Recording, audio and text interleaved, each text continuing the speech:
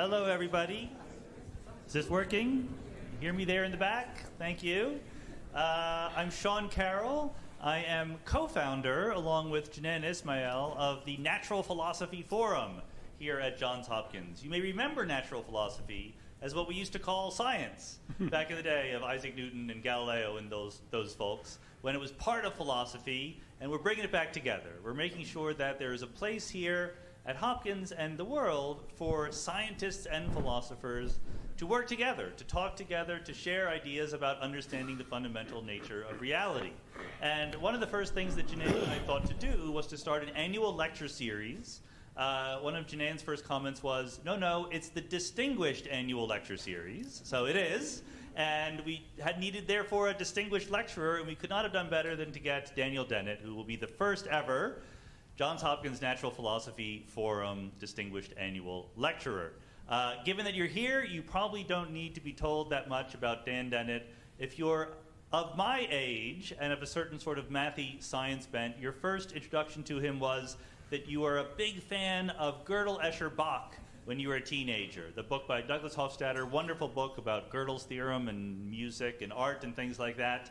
And you became a kind of a fanboy for Douglas Hofstadter and looked up his next books. And the next book to come out was a co-edited volume called The Mind's Eye with this guy named Daniel Dennett. I thought it was so sweet that Douglas Hofstadter would let this young, striving philosopher help him out with this essay collection. And then you just kept seeing Dan Dennett's name over and over again. Turns out he has something to say about consciousness, about free will, about naturalism, about artificial intelligence and computers, about evolutionary biology. And then you realize that this is just the public-facing stuff, and he's done very important things in the technical philosophy literature, about the intentional stance and real patterns.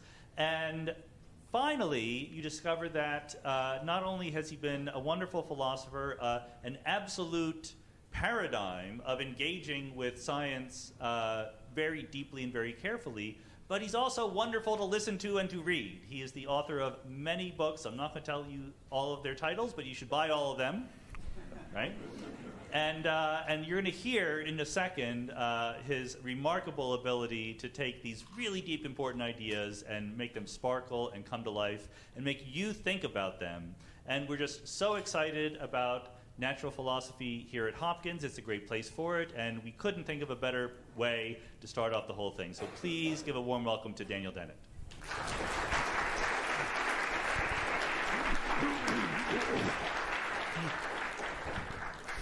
Thank you, Sean, and thank you, Janan, for this great honor to be the first of these. I've been looking forward to this day ever since you invited me. And I'm so glad to be back at Hopkins, where I've had some wonderful adventures learning things over the years. So here's my talk.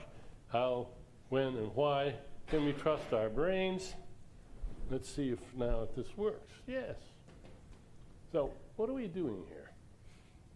That is, why are you here and why am I here? Why might you want to listen to me?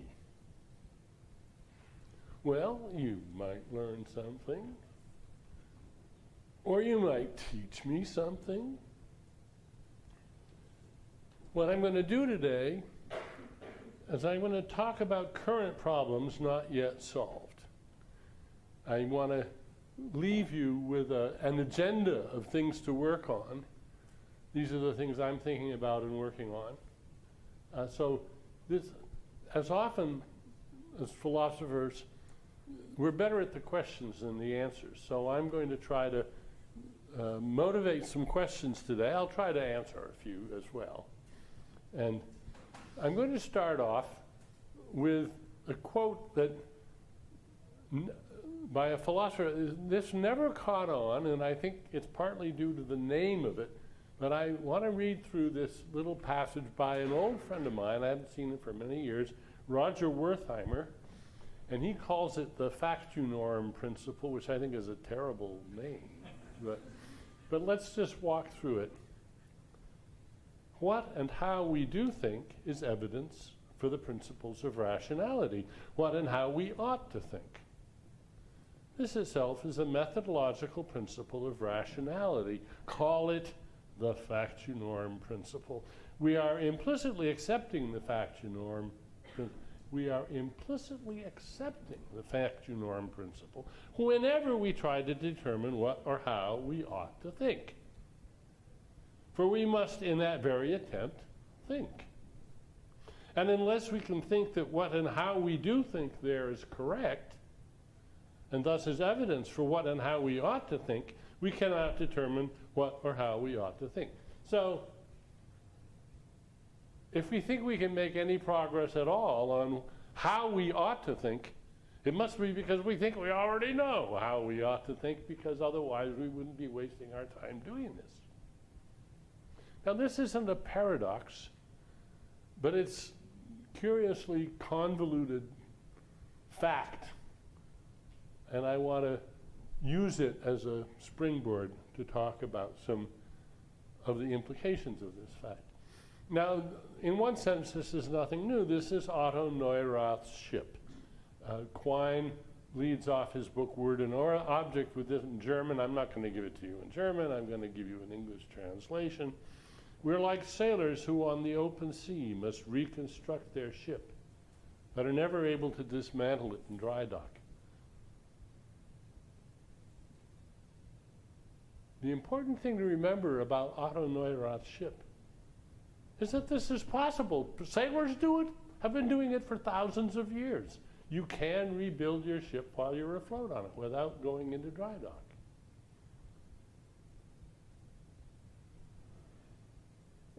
Of course, you might say, well, we'll have to bootstrap.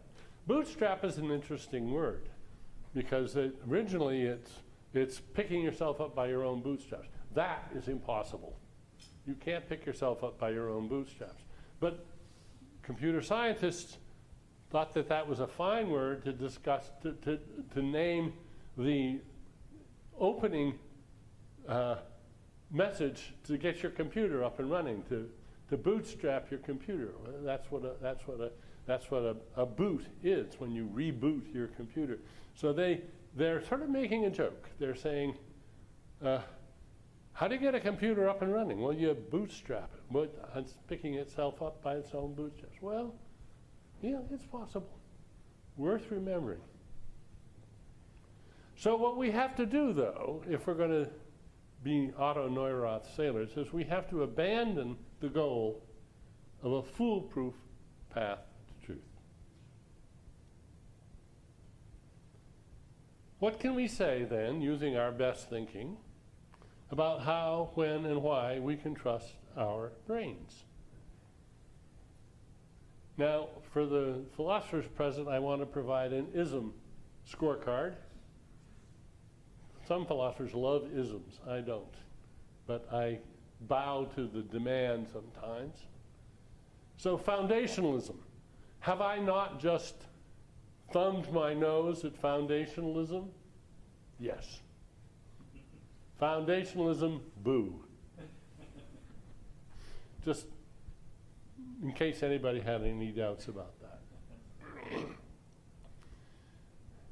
Some of you may be a fan of Emo Phillips. I am, a very funny guy. He once said, I used to think the brain was the most fascinating part of the body. Then I thought, look who's telling me that. Now, his brain is telling him that. He's not his brain. There's his brain, and then there's him, and there are two different ones, and the brain is telling him this. Who's this him that is being instructed by his brain? That's the question that is at the heart of what I want to talk about today. So let's go back to my talk title, which is How, When, and Why Can We Trust Our Brains? And I have a little quiz for you. And I think what I will ask you to do is to just yell out your answer to the quiz. What's the most important word in my title?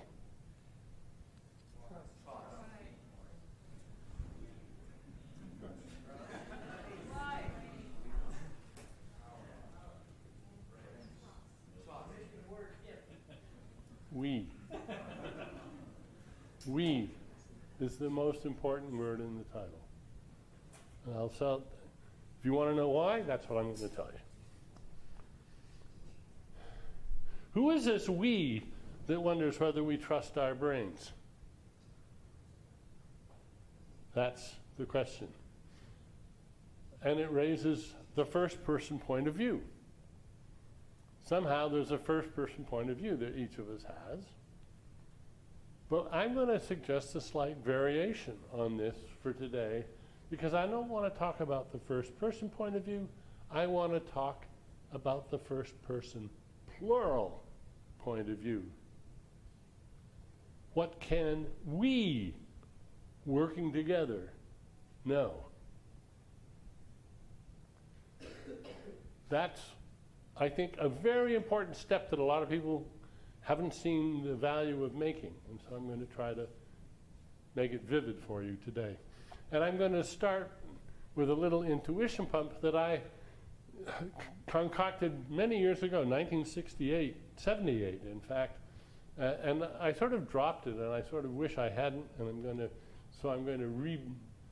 give it a rebirth here on this occasion. And this is the intuition pump of the windowless control room. You wake up in a windowless control room, the walls covered with lights and buttons. A note on the table tells you that you are imprisoned in the control room of a giant robot, and your life now depends on your guiding the giant vessel safely through life. To your dismay, however, you see that none of the lights or buttons are labeled. You can't tell whether the insistently flashing light on the upper left corner is warning danger, signaling a full belly, informing you of the location of the sun, or requesting grease for a heel bearing. You don't know whether when you push a button and the light goes out, you've scratched an itch, occluded your view of something, or destroyed an attacker. Well, if that's all you're given to go on, your task is impossible, quite clearly. If you succeeded in guiding your robot through the day, it would be sheer luck. Yet in one sense, all the information you need is conveyed to you. The flashing lights can represent the products of perceptual analysis machinery as sophisticated as you wish. And similarly, the output switches can be supposed to initiate devious actions guided by hierarchical subroutine systems informed by multi-layer feedback. In other words, the entire array of systems devised by cognitive scientists could be built into the robot so that it conveyed to its control center highly mediated and refined and relevant information. And yet, though in one sense the information would be there, in another, more important sense, it wouldn't be. Jimmy Gibson famously said the information is in the light. Yeah, there's a sense in which that's right. But the same information falls on the tree and on the squirrel. But the tree makes scant use of it. It's not that trees can't make use of information falling on them. They can. There are recent discoveries that show that trees can respond to the polarity of the light landing on them to know, in effect, that green is growing up around them. They better put more energy into growing taller so that they can get more of the sunlight. It's an adaptive response. So trees are not completely unable to use information landing on their surfaces. They can. But compared to the squirrel can do a lot more. So this immediately suggests, of course, okay, what we need to put in that control room is a squirrel, or better yet, a smart person. But, of course, the smart person, if there's no labels and no images and no pictures, is going to be stuck. And so you may think, well, if only there were labels on those buttons. Well, for that, you'd need a user that could read the labels. If only there were pictures, not flashing lights. Well, then you'd need an agent in the control room that can see and that knows what things look like. If only there were a window. I could go and open the window and look out and see what went with what, compare notes. These ideas, and humor me, how many of you thought of at least one of those when you thought about this problem? Any of you? Yeah, right. It's the most natural thing in the world. Like, yeah. Well, you got to have a window there. Then that'll get us out of this bind. But these ideas all illustrate a fundamental but highly seductive mistake. Your brain is in this predicament.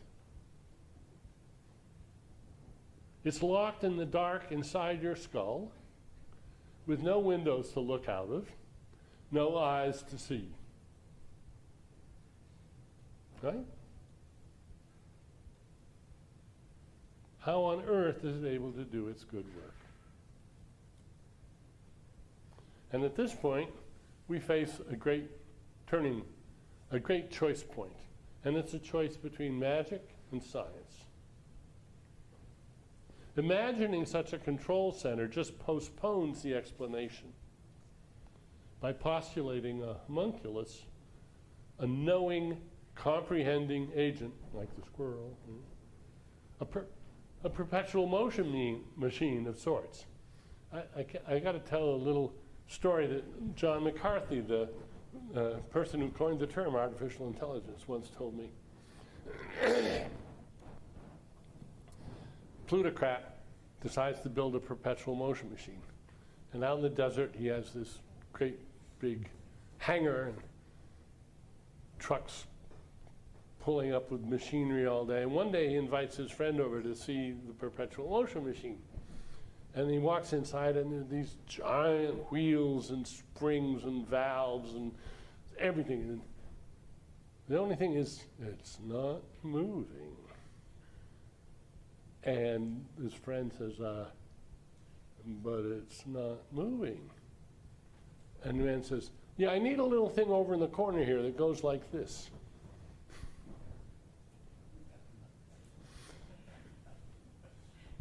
You can't solve these problems by having a little thing in the corner that goes like this. You can't solve the problem by putting a homunculus in there. That's just a fantasy. And yet, many philosophers and some scientists insist on taking this image seriously. One thing I think is now clear to most workers in the field, there could be what I call a Cartesian theater, but there isn't.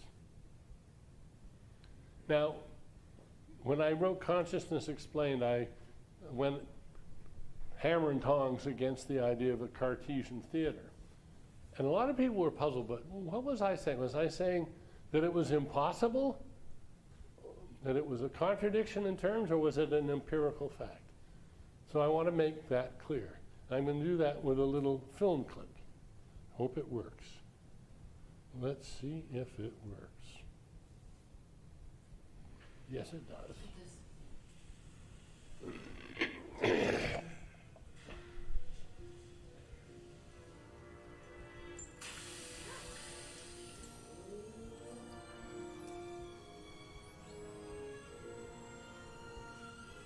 That's it, folks, the Cartesian theater, right there.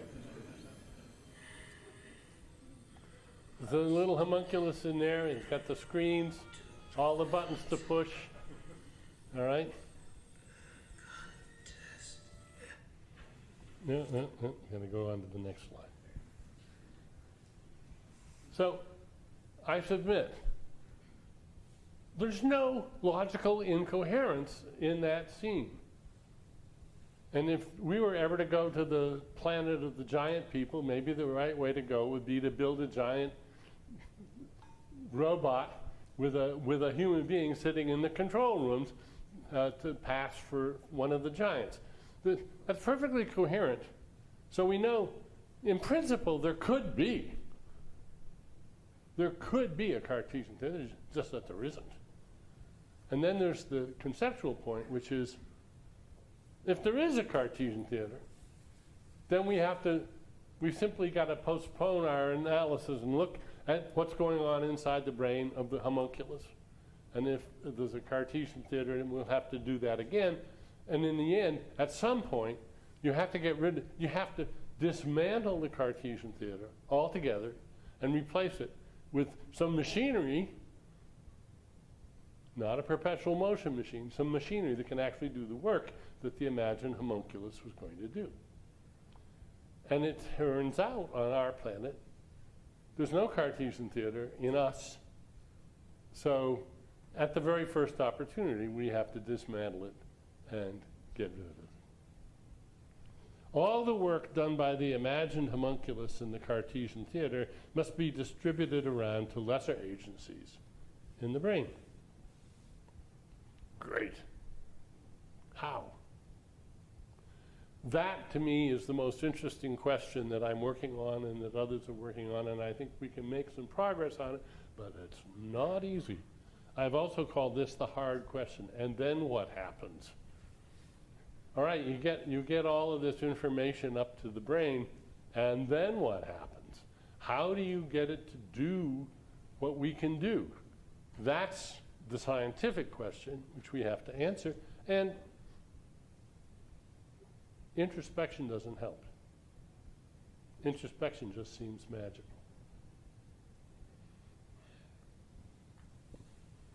This is the hard question we're tackling these days. Okay, now,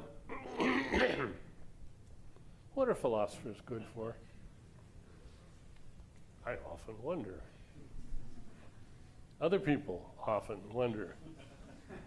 It's one of the occupational hazards of being a philosopher. Is that a lot of people don't take us very seriously and don't wonder if we're good for anything. Well, we're good for lots of things, actually. But I'm just going to mention two. One is reminding us of obvious truths that escape our notice in the thick of battle. That's something that sometimes philosophers can do. And another thing they can do, and that's what I'm really going to focus on, is bravely assert and defend falsehoods. There's a famous line attributed to Wolfgang Pauli. Dismissing another physicist's theory is not even wrong. And I'm going to talk about philosophers who that's not their problem. They are wrong, but wrong in vivid and interesting ways that help us focus our attention. I'm going to give you a few examples. This is an example of a bit of advice I'm retired as of January, but I've been giving my students for years, and that is, blurt it out, then you have something to fix. When you can't think of what to do next, just blurt out whatever's on your mind. Maybe you'll be lucky, or at least you'll have something that you can then reconsider and fix. So here are some heroic philosophers. John Searle, 1980. Remember, in these discussions, always insist on the first-person point of view. No. That is a recipe for confusion and failure of imagination. You're not going to solve these problems if you insist on the first-person point of view. He goes on to explain a bit. He says the first step in the operationalist sleight of hand occurs when we try to figure out how we would know what it would be like for others. Well, no. He may call it operationalist sleight of hand, but I call it the honest road to research. Here's another heroic philosopher, Jerry Fodor, and I love this. My dear late friend Jerry Fodor once said, if there's a community of computers living in my head, there'd also better be somebody who's in charge, and by God, it had better be me.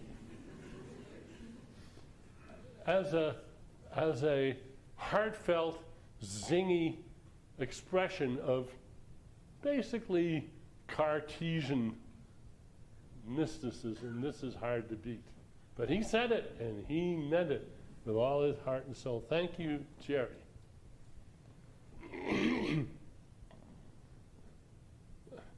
I once said, if I can see farther than the others, it's because I've been jumping on Jerry.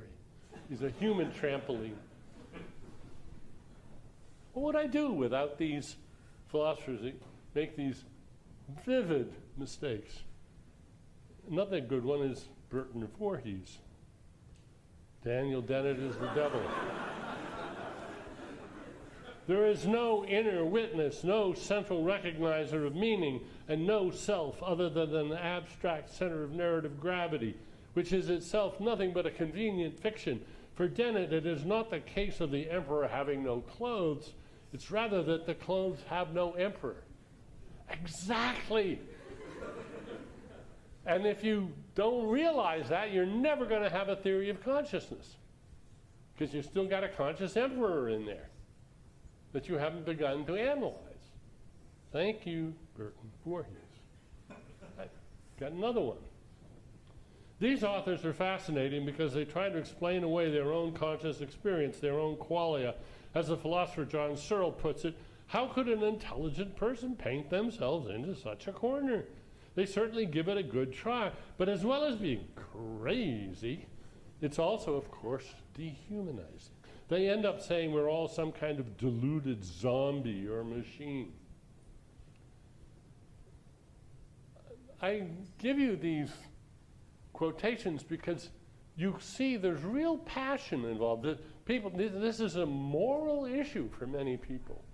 They can't get their head around the idea that a theory that doesn't honor what they think of as sacred truths can't be right. And I'm saying, no, they're all just wrong. I got one more, Galen Strawson.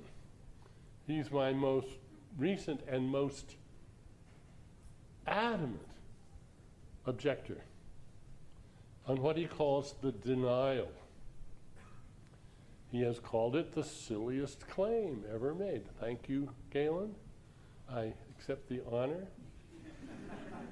This is the great silliness.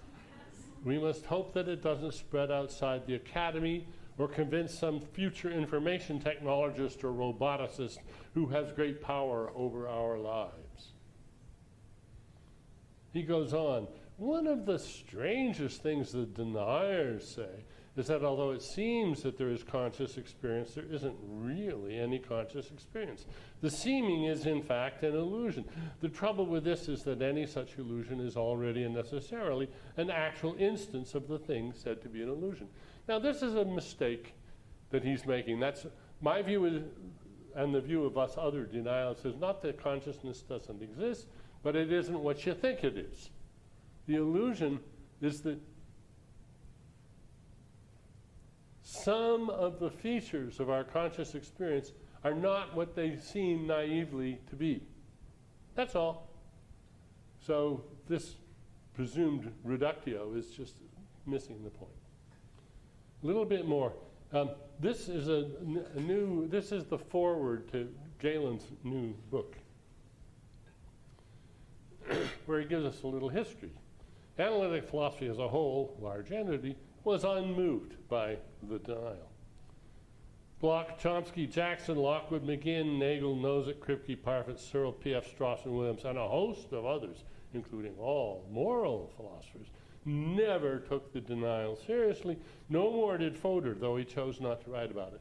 Well, we've already seen he's wrong about Fodor. Fodor did weigh in on this. And by the way, Jackson, Nozick, and Parfit more or less agree with me.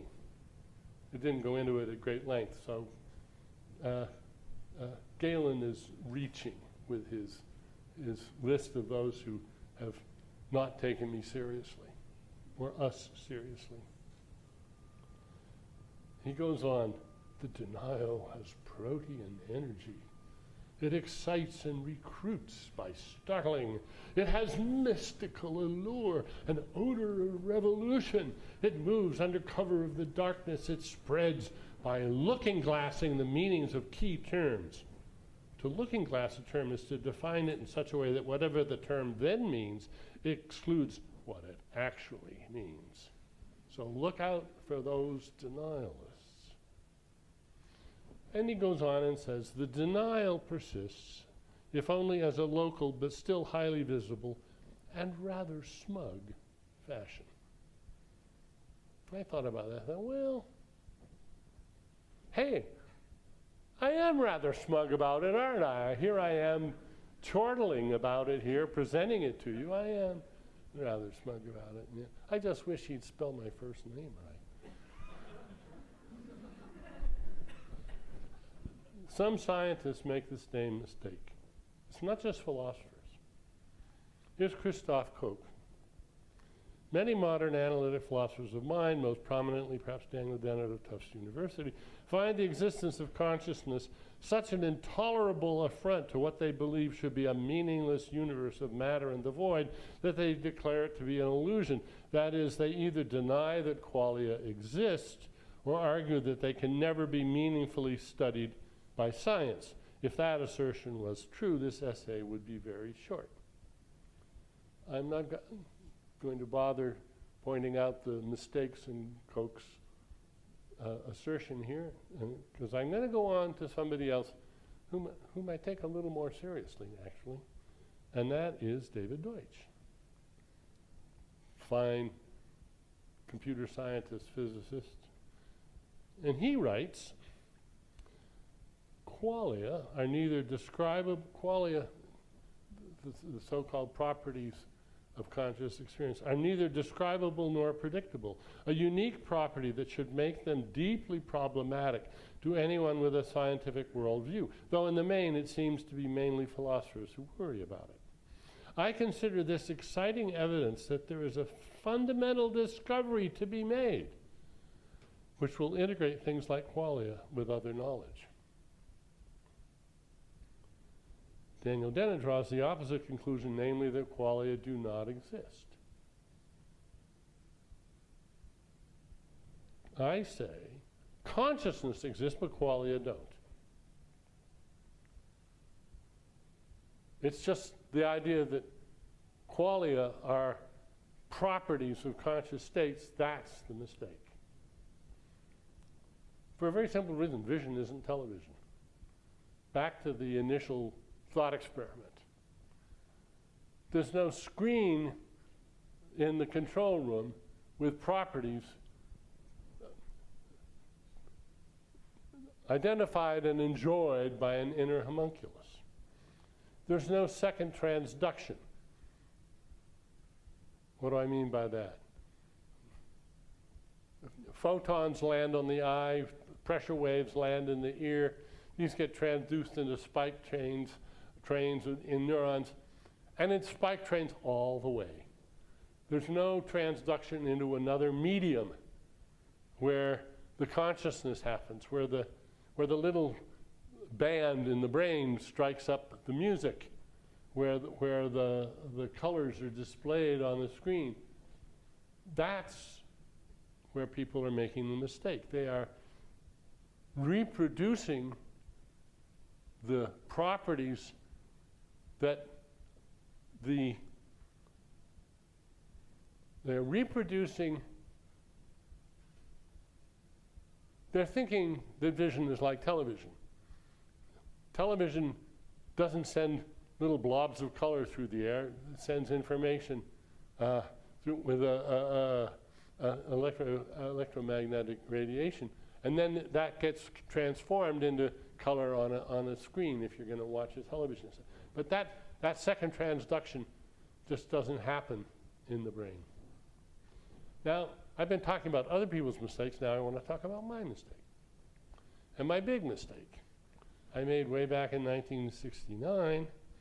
This is what I said. The little man in the brain, Ryle's ghost in the machine, is a notorious non-solution to the problems of mind, though it is not entirely out of the question that the brain-writing analogy will have some useful application.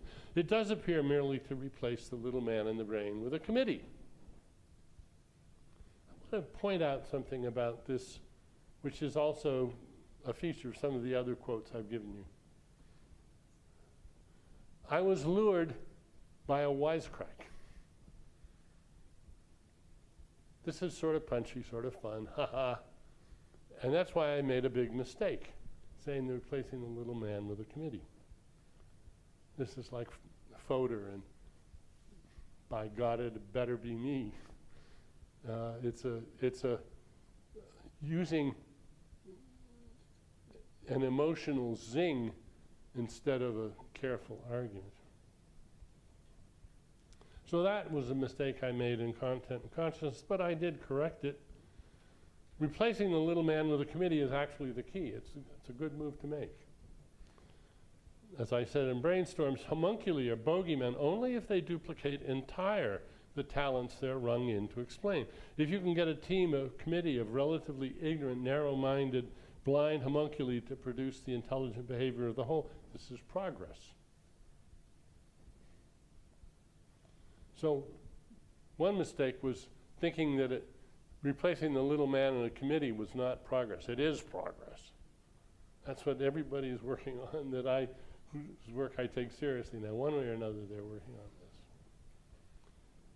Bill Lycan once named this homuncular functionalism. So if you want to know the name for the view, that's it. But there's another mistake I made, which is replacing the big thinker by a committee is also the key. Here's what my friend and colleague Keith Frankish posted just a few days ago on Twitter. Descartes' project in the Meditations assumes epistemic individualism. His question was what he, individually, could be sure of.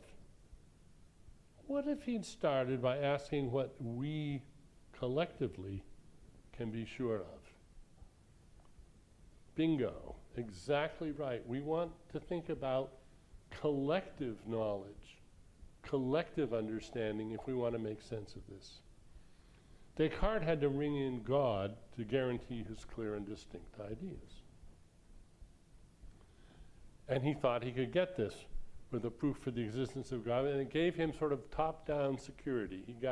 He had a gilt-edged, top-down, God-guaranteed God guarantee for the truth of his clear and distinct ideas. Desperate and false. Bottom up, there's no guarantee of certainty, but there is a path to trust your life on it reliability. And we all make mistakes, and then others can correct us. So we're going to have another ism scorecard. We've already said boo to foundationalism, or I have. Now we want to take individualism, and I want to say boo to it, too. We want to have, if you like, collectivism. Now, where do we go from here? One of my favorite slides. On the left, we see a termite colony. On the right, we see Gaudi's famous La Sagrada Familia in Barcelona. Stunningly similar structures. Two artifacts made by animals, but profoundly different in how they are made. Termites are pretty clueless. They don't know what they're doing. They just run around doing what they do, and these amazing structures emerge. Gaudi, on the other hand, was your prime example of the imperious genius, top down. He had written manifestos and everything planned out in advance, and bossing the bosses who bossed the bosses who bossed the bosses. It was a classic case of top-down creativity. So now here's a puzzle. Bottom-up design, a la termites, versus top-down design, a la Gaudi.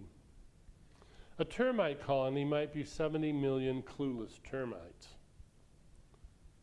A brain might be 86 billion clueless neurons.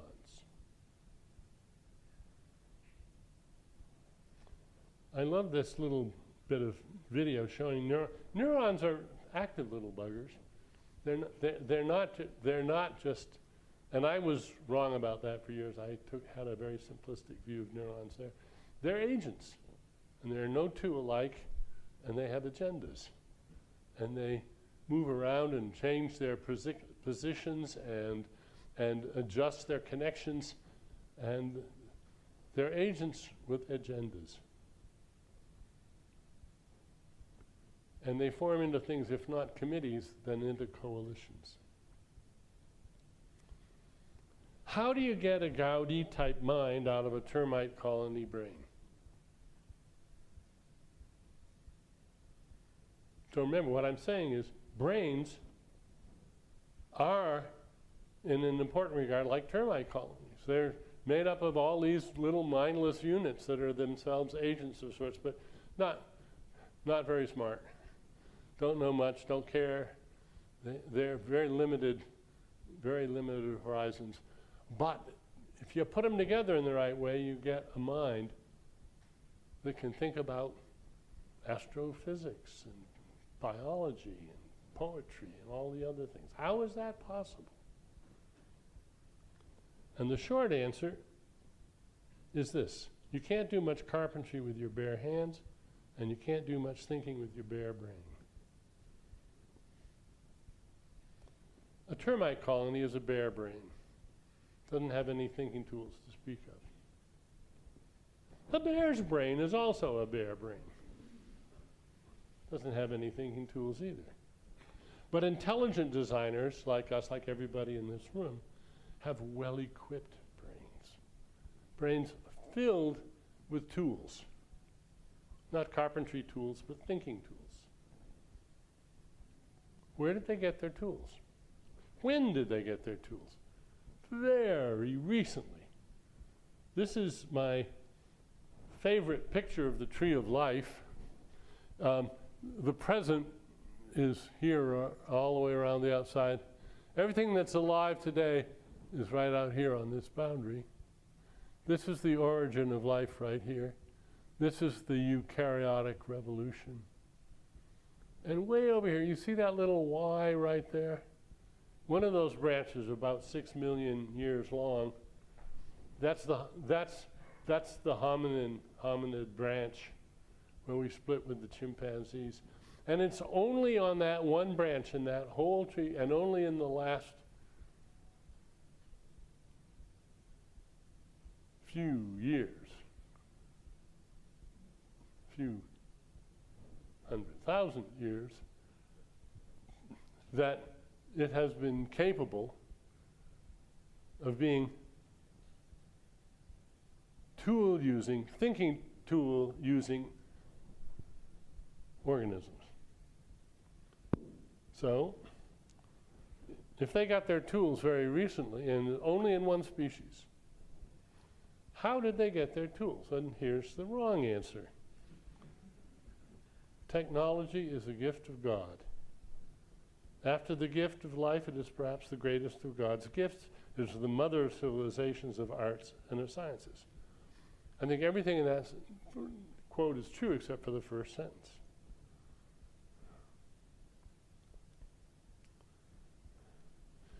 The long answer is that cultural evolution, not genetic evolution, but cultural evolution is the key. Cultural evolution designed thinking tools that impose novel structures on our brains.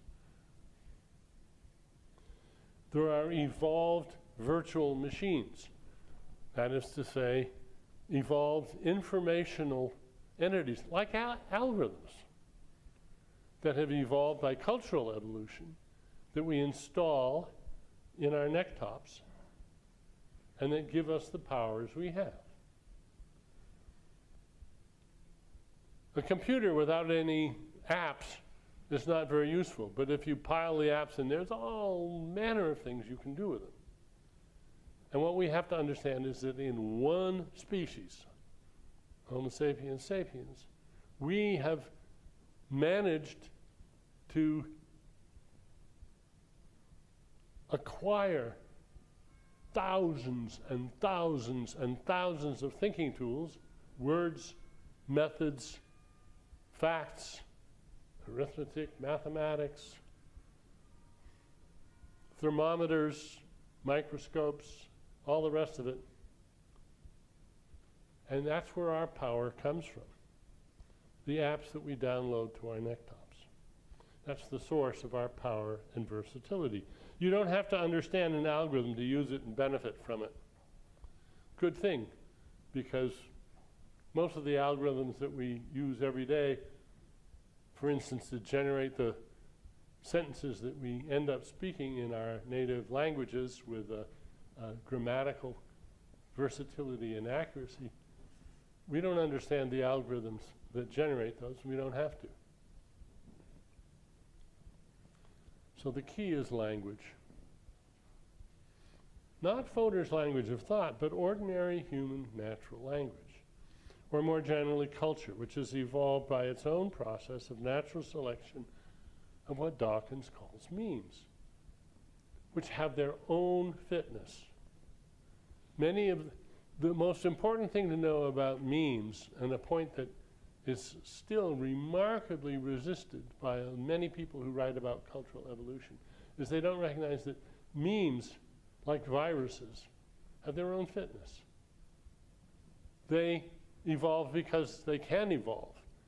And some of them are very good for us and some of them are very bad for us. And we mustn't assume that everything that we acquire in the way of culture is an adaptation that serves our genetic interests. No, many of them don't. So the price we pay for having all the memes that we salt away in our brains is that we run the risk of putting a lot of really detrimental, toxic memes in our heads. Now, just how this happens is work in progress. I've tried to give a good account of it in my book, From Bacteria to Bach and Back, and I'm still working on it hard. So now language is the key to cumulative cultural invention, evolution. Oh my gosh, I'm running out of time. Chimpanzees, elephants, dolphins, parrots, corvids, pick your favorite smart animals. They have some items of culture that enhance their powers. A good account of that is in the book by Avital and Jablonka called Animal Traditions. Shows that a lot of what has heretofore been regarded as genetically transmitted instincts aren't in fact genetically transmitted. They're culturally, they're perceptually transmitted. They're culturally transmitted. But they can't ask questions. They can't explain. They can't teach about absent things. It's all summed up in this cartoon.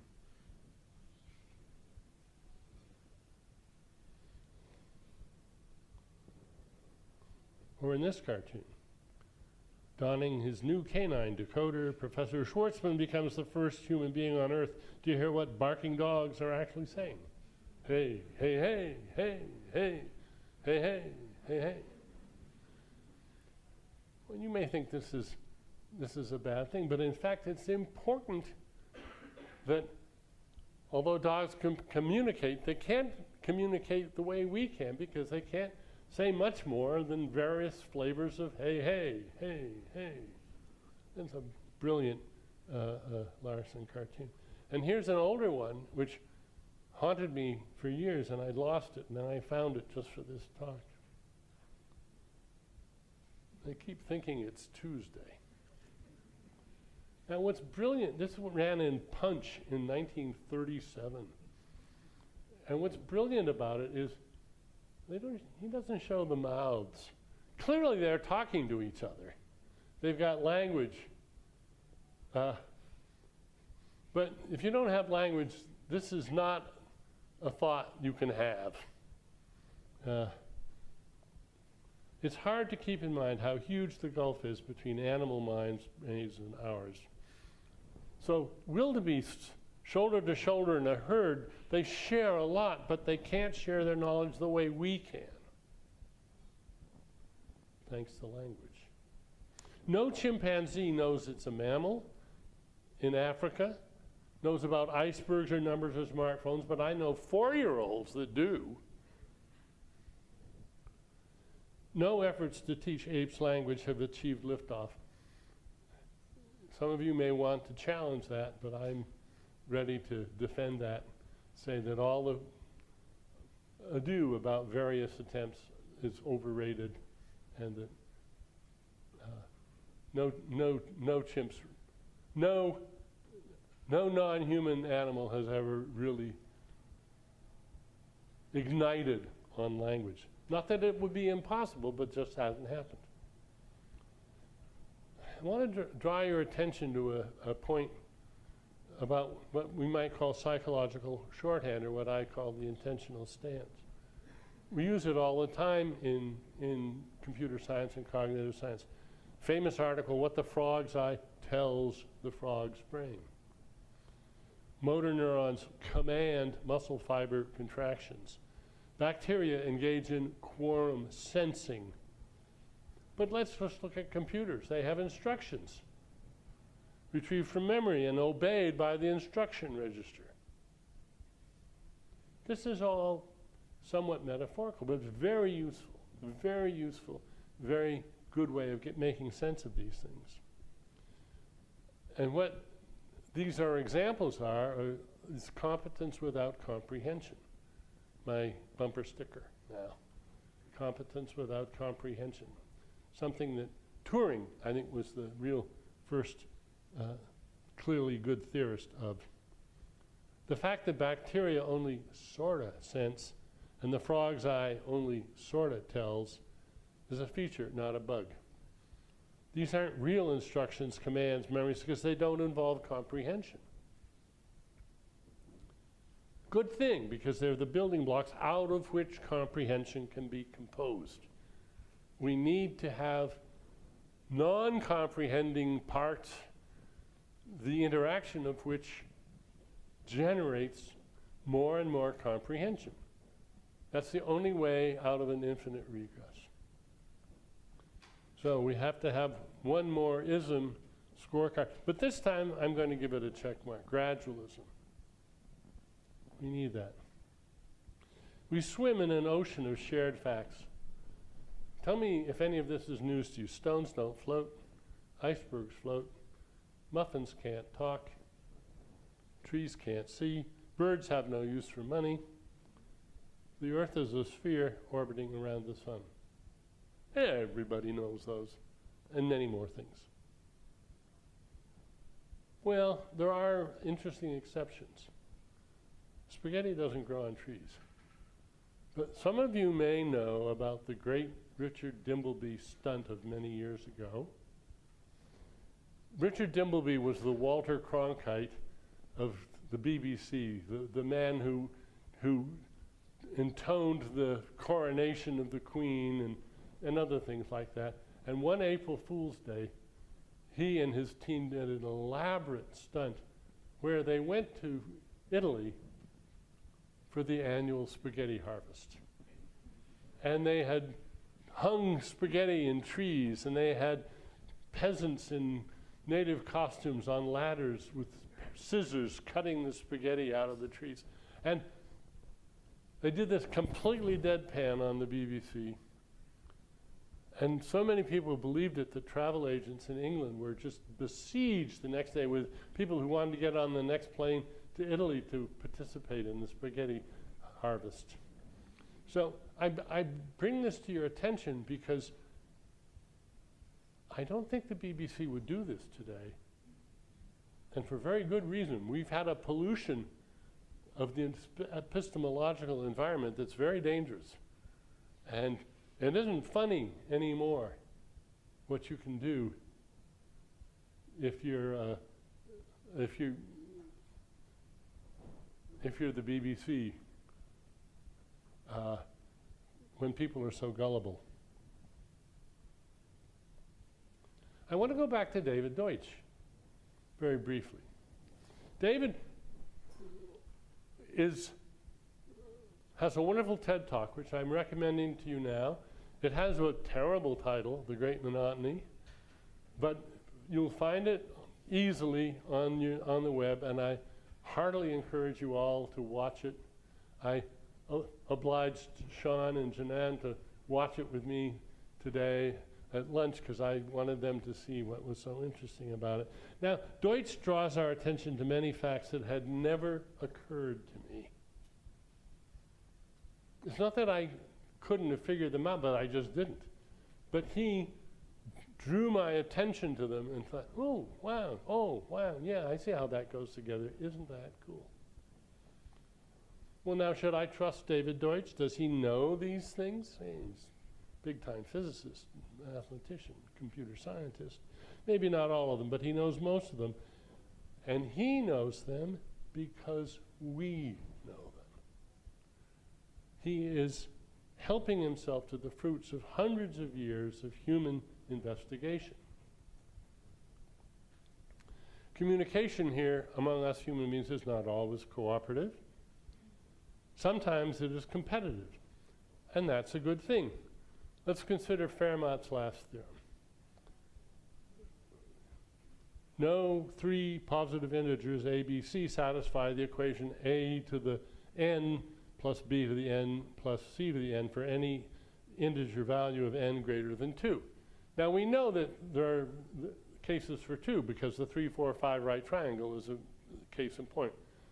3 squared plus 4 squared equals 5 squared. And there's 5, 12, 13 and others. But Fermat's last theorem is that not for any exponent higher than 2. And mathematicians have been trying for hundreds of years to solve this. And in 1995, Andrew Wiles proved Fermat's last theorem. Now, if you're a lone wolf mathematician and think you've proved Fermat's last theorem, you have to consider the disjunction: either I have proved Fermat's last theorem, or I am going mad. And you have to take that seriously, because many brilliant mathematicians have gone mad and have thought they proved it when they hadn't. So how does Wiles secure security, trust in his own proof? Only the formal concession and subsequent congratulation of his competitors, his colleagues, could or should put his anxiety to rest. I don't trust Andrew Wiles. I trust the mathematical community which vouches for him. Why do I trust the mathematical community? Because arithmetic works. We know it. Every one of us. Your bank account, your wallet, you're counting the eggs in the... Arithmetic works, and we know that as an empirical fact. And if we didn't, no amount of proofs by mathematicians of the value of arithmetic, I think, would have much sway with us. I think our trust in arithmetic really depends on the empirical fact that it never leads us astray. Now, it may lead us astray. We might well destroy ourselves for the fruits of our arithmetic. We're mammals with mathematics. We're mammals with arithmetic, which is an amazing thing to be. But we shouldn't suppose that that's flawless. Ooh, I say my time is up, but I've still got a bit more. I'm going to keep going a little bit. I want to talk briefly about cognitive closure. Noam Chomsky and Colin McGinn are notorious for having an argument that runs as follows: spiders don't understand fishing, birds don't understand democracy, and surely we Homo sapiens have brains that can't fathom all topics. It just seems to be biological sense. We're not superhuman. We got brains just like birds and spiders. The big difference is that the animals don't understand the questions. If we can understand the questions, can't we understand the answers? David Wolpert, lovely mathematician out at the Santa Fe Institute, recently published just a month ago, really, a piece in Eon called A Sliver of Reality, or 10 Questions About the Hard Limits of Human Intelligence. And if I had much more time, I would spend a little more time on it. But I'm just saying, go read it. Go read it. David Wolpert, A Sliver of Reality in Eon. See what you make of it. Here's what he says: from the perspective of my 10 queries, human exceptionalism becomes very shaky. Well, I've just given you a good dose of human exceptionalism. He says, our understanding of reality is nothing more than a large set of finite string sequences, each containing elements from a finite set of possible symbols. That's true. And he goes on to say, I marvel at the limits of human language. I want to push back against that marveling with a little intuition pump of my own. The Library of Babel. How many of you read Lem's wonderful, Borges's wonderful story, the Library of Babel? You have, it's required reading basically for all my students. It's a library which contains, one figures out eventually, all possible books of 500 pages. So you have, what have I written here? There's 100 to the millionth power books. That's a finite number, but it's very large. In fact, I have a word for it. I call it vast with a capital V, which means very much more than astronomical. And vanishing is the reciprocal. It's like infinitesimal. It's not infinitesimal, but it's vanishingly small in comparison to the set you're comparing it with. So now I want to look at the Library of Babel, which is all the possible books. So here's the Library of Babel, all the possible books, and a vanishing subset, a vast but vanishing subset of those books are composed of English words. The vast majority of them are just letter salad. A vast but vanishing subset of those are grammatical. A vast but vanishing subset of those make sense. Think of all the books that are in there where you simply go to some book in the Library of Congress, pick a sentence at random and print it, then go to another book, pick a sentence and print it. They're all grammatical sentences, but it doesn't make any sense. A vast but vanishing subset of the books that make sense are about somebody named John. A vast but vanishing subset of those are about the death of JFK. A vast but vanishing subset of those are true. And a vast but vanishing subset of the true books about the death of JFK are composed entirely of limericks. There are more such books than there are books in the Library of Congress. The number, a finite number, can be very, very large. Among the books that you find there are translations of all the Chinese and Arabic books, because you don't have those symbols, but the good translations and bad translations by the gazillions of all of those books are in there. Books of more than 500 pages are there in multiple volumes. There's the most accurate biography of you from the moment of your birth until your death. And gazillions of biographies of you that are accurate up till some point, like tomorrow, when they suddenly put you on a spaceship to Mars or something.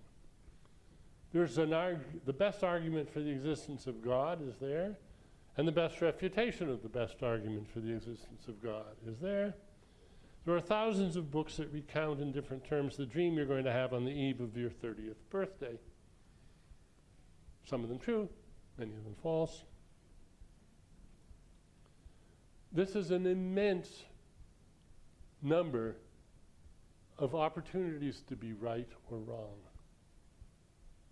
Distinct opportunities. Now, do Chomsky and McGinn have an argument that shows that there's no series of 500-page books that will lead to a good, understandable answer to any question we can understand? They haven't offered one.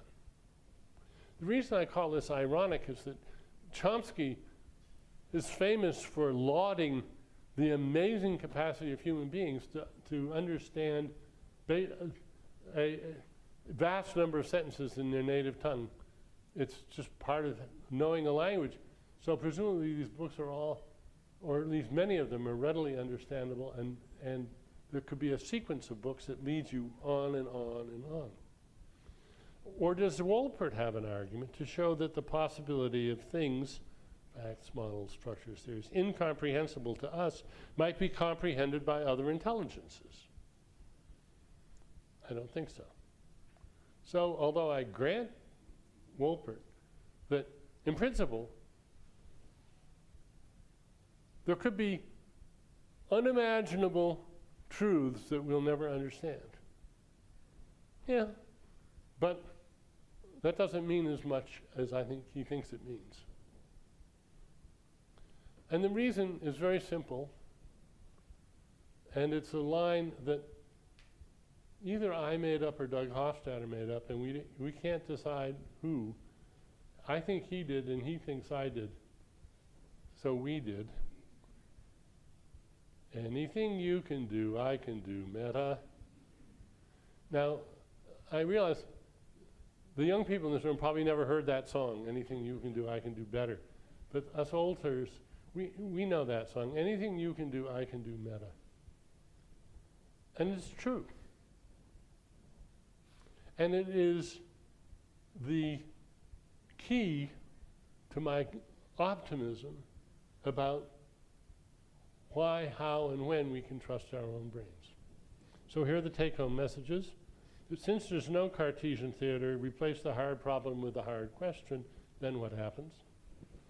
Our knowledge depends on competitive and collaborative activity of agent-like structures in our brains. Those are the homunculi, the neurons and larger assemblies that have agendas, and on the competitive collaborative activities of our fellow investigators, other human beings.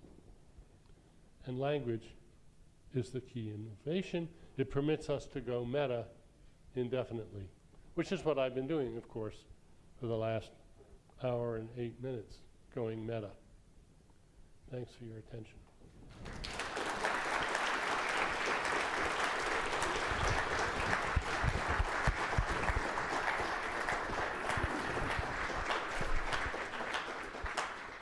Thanks very much, Dan. That was exactly what we were hoping for our first inaugural distinguished lecture. We will be having questions from the audience. We're going to do it in a funny way to make it easy for the recording. I'm going to call on people. You're going to ask a question, then I'm going to repeat it. So we're not going to have to run the microphone to you. So think of questions. While I do that, while you think of that, there's two things I wanted to say during the intro, but I got too excited, so I forgot to say, which are thanks. One person I want to thank is Bill Miller, who is right here, who through very generous donations to both the physics and philosophy departments here at Hopkins has helped make this possible. And I learned today that another thing that Bill has done is make something called the Miller Fellows at the Santa Fe Institute possible. And the very first Miller Fellow ever was Daniel Dennett. Completely coincidental right there. It's a small world, so thank you, Bill.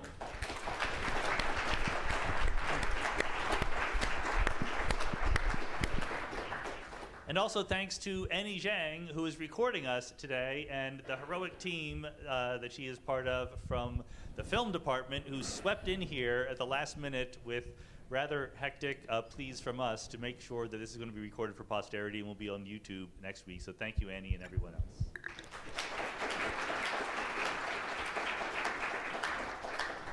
We do have time for questions. What's the first question? So the question is, are you just merely making an argument for greater study of natural language semantics, where we understand better how natural languages work? No. It's a good question. We've come a long way in the study of language since Chomsky got us going with syntactic structures. And I am one who has both been enamored at times with his work and the work of the other Chomskyans, and then deeply, deeply suspicious of a lot of it.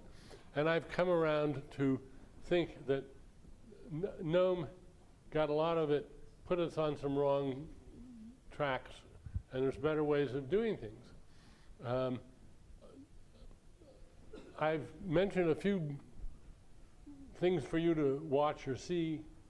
I'm going to mention a book that I highly recommend, which somehow fell deadborn from the press. And that's a book by an Israeli linguist named Daniel Dorr, and it's called The Instruction of Imagination. And it's a knowledgeable critique of the Chomsky worldview about language, and has some very interesting suggestions of how to think about language in other ways. So that's one place I would look. I know that right now, with Chat GPT and GPT-3, there's a lot of talk about how this all disproves the Chomskyan vision altogether. And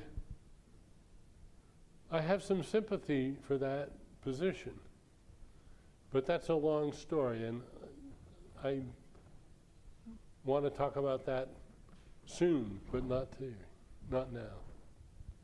Bill, did you have a question? The question is, two famous philosophers, William James and C.S. Peirce. C.S. Peirce's only academic affiliation ever was with Johns Hopkins University back in the day. And the question is, roughly speaking, you'll get it better than I did, Dan, but how do your views differ or engage with their views? That's a wonderful question, and I do consider myself in the pragmatist tradition, and so there's a great deal of commonality. I have never actually set myself the task of titrating out what I agree with and what I don't agree with in James and Peirce.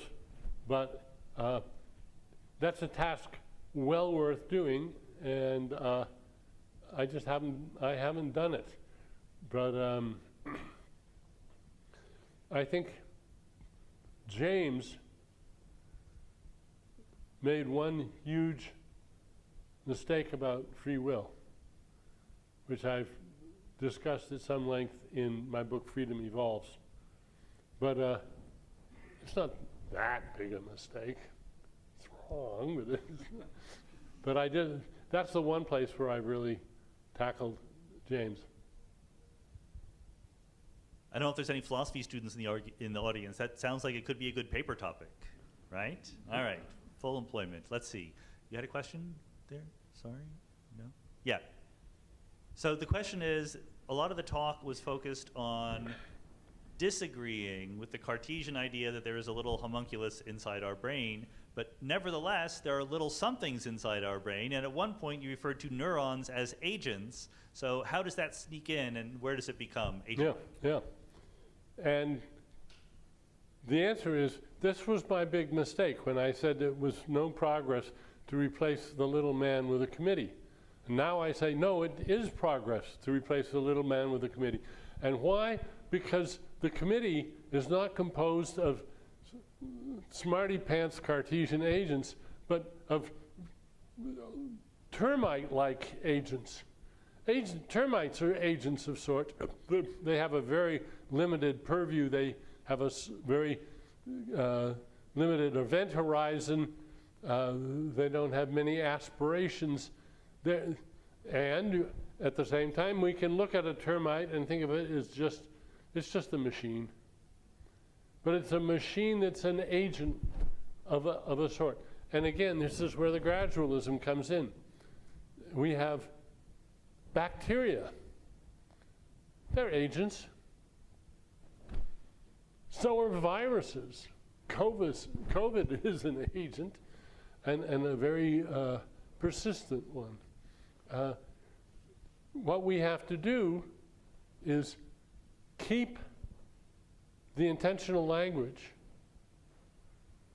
treat things as agents, the way we treat our computers as agents. So after all, when you give instructions to the instruction register, you're instructing that little agent to do something. It's a harmless sort of minimal agency, and that's what we have to. Those are the parts, the ingredients out of which we can make a thinking human being. What is the definition of the word agent that includes a virus as an agent? It is something that has a capacity to extract information from the world and use it to further its own existence. Okay. I thought you were going to say it's goals, and I was going to question you about goals. But yeah, its existence is perfectly valid. All right. More questions? More questions? Yes. So the question is, when we talk about termites analogously to neurons, the existence of termites as physically embodied things matters. And when we think about the neurons for their own sake, correct me if I'm getting your question wrong, what kind of domain jumping is involved in that, in leveraging that analogy, I guess? First of all, I want to raise a red flag about your use of the word epiphenomenon. I would love it if we could go back to the original meaning of the word epiphenomenon, which is something which is not functional but perfectly causal. So when neurons respond to other neurons, there's causation between them. There's patterns, there's real patterns in the activities between those causal entities that can be given an intentional informational interpretation. This is what licenses us to say these cells, the cone cells in your eyes are telling the brain about the wavelength of the light that's falling on them. Telling? Really?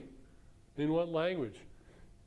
In order to solve the mind-body problem, I think we have to maybe steel ourselves to get used to gradualism and get used to thinking there's communication without comprehension, there's telling without meaning, in one sense of meaning. And all of these, thanks to computers, thanks to Turing, we now are getting our heads around the tremendous panoply of physical, causal structures that have the competence to extract information and put it to good use. But remember the squirrel on the tree. We want to make sure that we don't, the information can be there, but now the thing is something has to be able to extract that and put it to some good use, like the way the squirrel does and the way the tree typically can't. But we have to understand that that comprehension is not some light that goes on. It's the global competence of a system to deal with the information in the world around it. More questions? I'm looking for the back. I don't want to ignore the back. Yes. So the question is, you talked about human exceptionalism and gave some arguments, you mentioned arguments for and against, and so why is that an interesting theme around which to focus our thinking? One reason, I think, is, I'll stand up so that you can see me better, in case that matters. One of the habits that we have, it's a very seductive habit, and I think it's a bad one, is we attribute much more comprehension to animals, non-human animals, than they actually have. And this is part of the inflation of understanding that we grow up with. And we then inflate it further with human exceptionalism. And we have to understand that all comprehension is partial. There's no such thing as perfect comprehension. There's every imaginable grade of competence with, you want to call that comprehension? Yeah, it's a kind of comprehension up to a point. Because after all, we're going to take those semi-comprehending competences and show how they can be built up into the kind of comprehension that you and I recognize and admire in our favorite thinkers, the poets, the mathematicians, the physicists, etc. I hope you were going to have the physicist there. Thank you, Dan. All right, more questions? Yes, this seems like a great question that I'm going to try to boil down for the recording purposes. No, I love it. And so I'll rephrase it and you tell me if I'm right. You talked about two different examples, among others, of emergence of a higher level entity from smaller, lower level things. And one vivid example is a community of people using language, and another example is a bunch of neurons in the brain.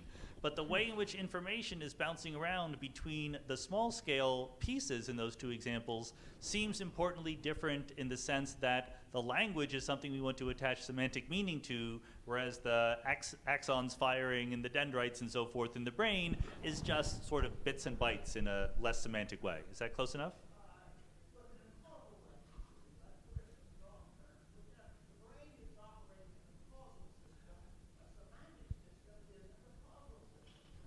The brain is operating as a causal system, not as a semantic system.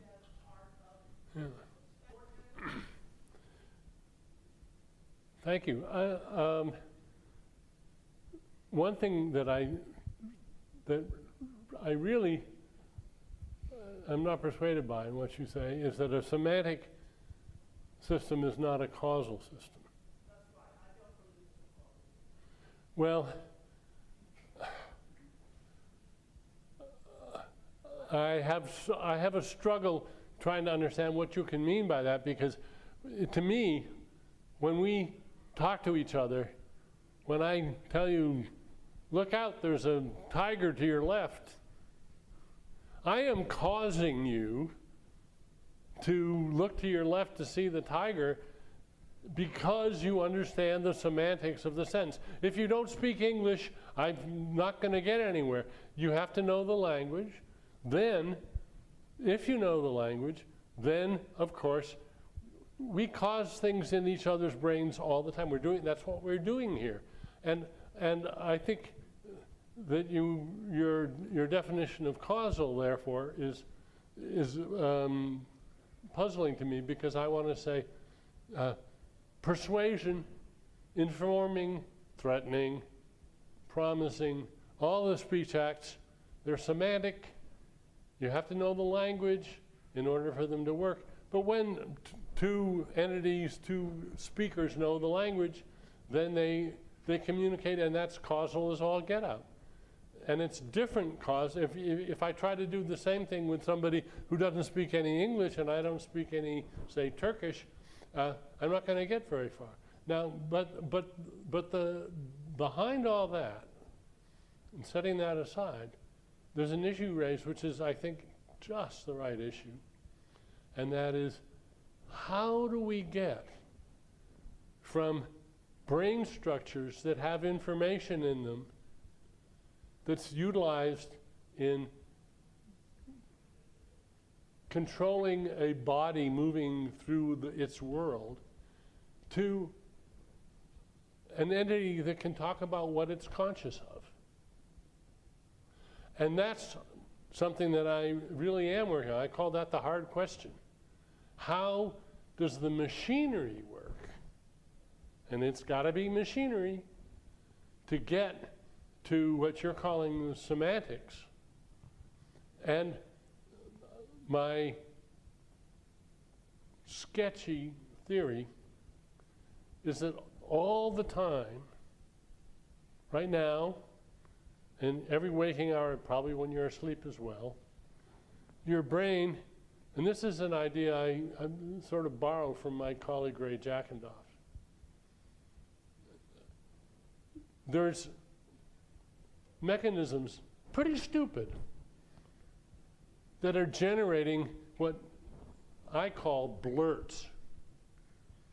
they're not speech acts, but they're candidate languagings of content in the brain.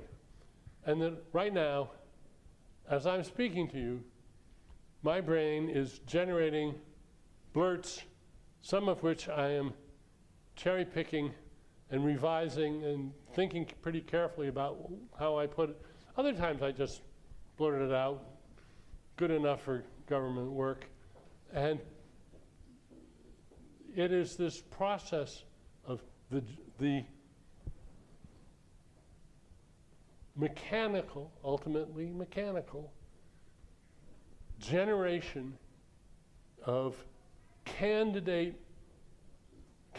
for becoming speech acts, or candidates for becoming just words in a sentence, that are then in a continuous generate and test round of cherry picking, eventually yield the things that we tell each other. And are we authoritative about them? In one sense, yes, as Rorty claimed. Not because we have papal authority or because we have perfect introspective access to what we mean, but just because we're in a better position to know what we're trying to get at than anybody else is. That's why we ask each other, what do you think of this? We wouldn't bother asking if we didn't want to grant that sort of authority. But it's provisional and diffusible. I don't know if that goes any way to answering it, but that's the question I'm working on.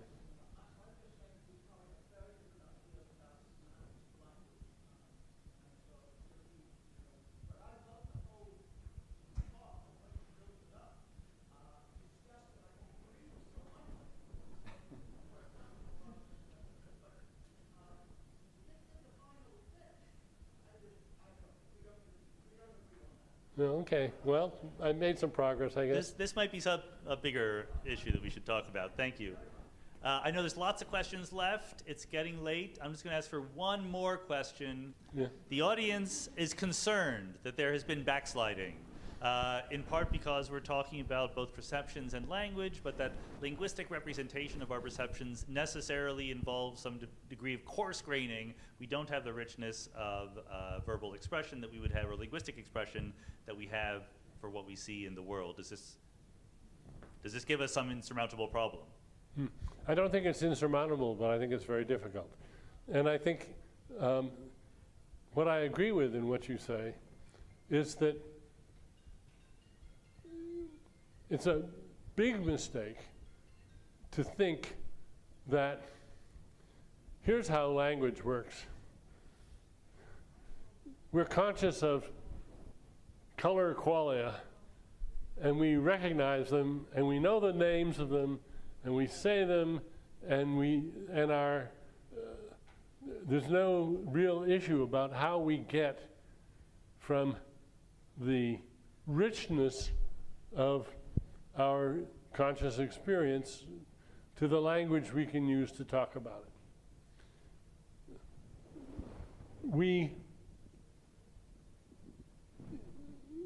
We can't capture all the richness in our experience with language. Language is, for all its wonders, not a powerful enough expressive tool. But we can get close. At times I've talked about this and said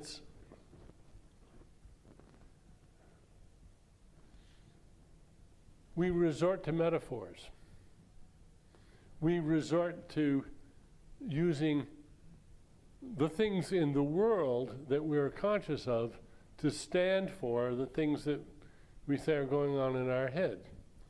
And we count on people, you know what a giraffe is, and I know what a giraffe is. And what I'm thinking about right now is sort of like a giraffe. But it isn't a giraffe. And, it's not a good example. But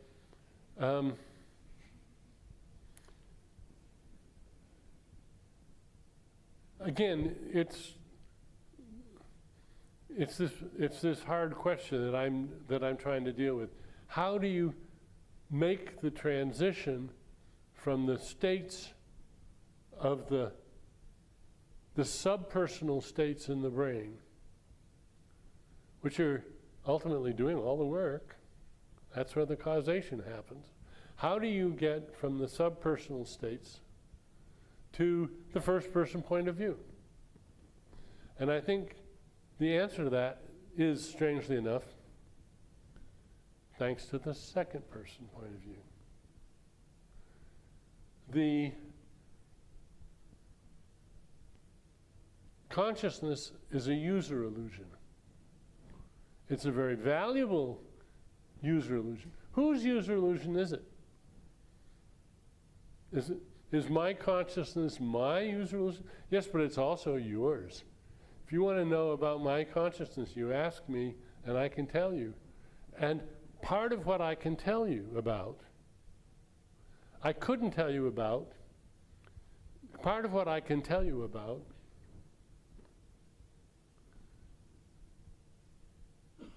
relies on, exploits our mutual understanding of the same language.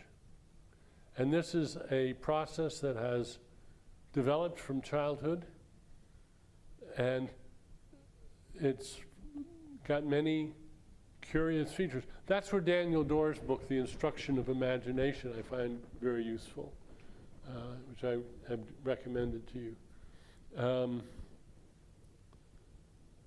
Well, I can't think of any short, efficient way of going on from that.